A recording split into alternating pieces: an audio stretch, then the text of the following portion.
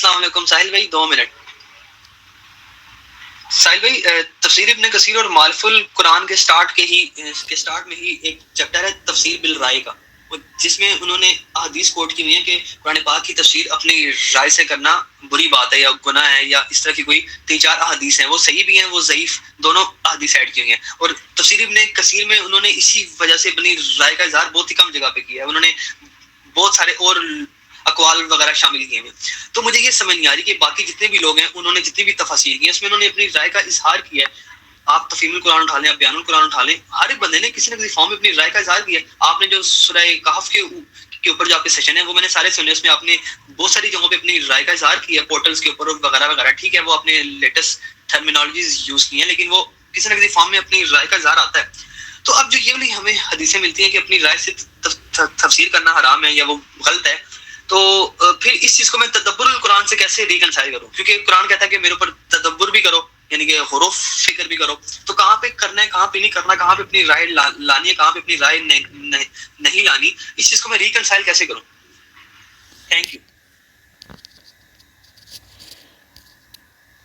ایک چیز ہوتی ہے استنباط اور ایک چیز ہوتی ہے استدلال. یہ دونوں 2 منٹ میں تو نہیں میں آپ کو بتا سکوں گا، مگر یہ دونوں میں فرق ضرور پڑھیں. استنباط ویسے اصول کو مد نظر رکھتے ہوئے کسی ایسے مسئلے کا حل نکالا جائے، اور استدلال کی کسی ایسے آپ کو جو ایک مسئلہ آیا ہوا ہے وہ پہلے کہیں پہ حل ہوا ہو صحابہ یا نبی علیہ السلام کے دور میں، تو اسی مسئلے کے حل سے مماثلت رکھتا ہوا کوئی حل یہاں پہ ڈھونڈا جائے یا اس طریقے سے کوئی ترکیب لگائی جائے. تو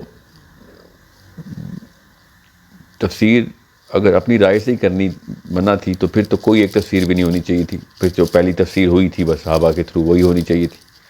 مگر ایسے تو نہیں ہے، تو اس کے پیچھے کوئی اصول ہیں. اصول یہ ہیں کہ اگر کسی دور میں ایک ایسا مسئلہ آ گیا جس پہ نہیں لکھا گیا کچھ قرآن پاک سے، تو اس کے اوپر لکھنا ضروری ہو جاتا ہے. ایک منظم کاوش ہوتی ہے علماء کی. یا پھر کوئی لکھا تو گیا ہے مگر وہ اس طریقے سے اپلائی نہیں ہو سکتا، تو اس کی نئی اپلیکیشن لکھنی ضروری ہوتی ہے. تو یہ 2 منٹ میں بس آپ کو میں اتنا ہی بتا سکوں گا کہ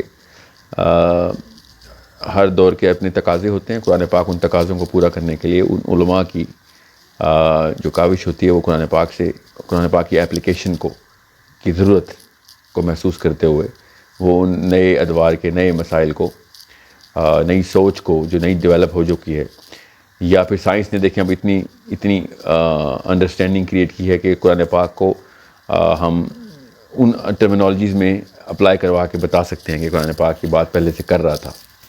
تو یہ تمام تر جو ہے نا اصول یہ ایک ضابطے کی حیثیت رکھتے ہیں جب آپ ایک نئی تفسیر لکھتے ہیں. تو ورنہ تو پہلی تفسیر ہی کافی ہونی چاہیے تھی. اگر صرف اور میں نے بھی سورہ کہف میں کہیں پہ بھی اپنی رائے نہیں، صحابہ کی رائے کو کھینچ کے نیچے بیان کیا ہے کہ ان کو حضرت عمر بن خطاب نے ذوالقرنین الرین کو فرشتہ کیوں کہا، علی بن ابی طالب نے اس کو بادلوں پہ ٹریول کرنے کی طاقت کیوں دی. یہ بائی دا وے دونوں ابن کثیر میں ہی یہ دونوں حدیث. پھر صحیح احادیث ہیں، صحیح احادیث جو آخری قسط ہے جو کہ پبلش نہیں ہوئی سورہ کہف کی، جس میں قرآن پاک میں سورہ کہف کی تلاوت سے بادلوں کا نیچے اتر آنا الگ الگ احادیث میں اور قوی احادیث میں ظاہر ہے. پھر علی بن ابی طالب سے قوی حدیث ہے کہ پانی کا جو نوح علیہ السلام کے دور میں جو سیلاب آیا تھا وہ مجرہ کہکشاں سے آیا تھا. ٹھیک ہے، سیدھا پانی زمین پہ جو بھیجا گیا تھا.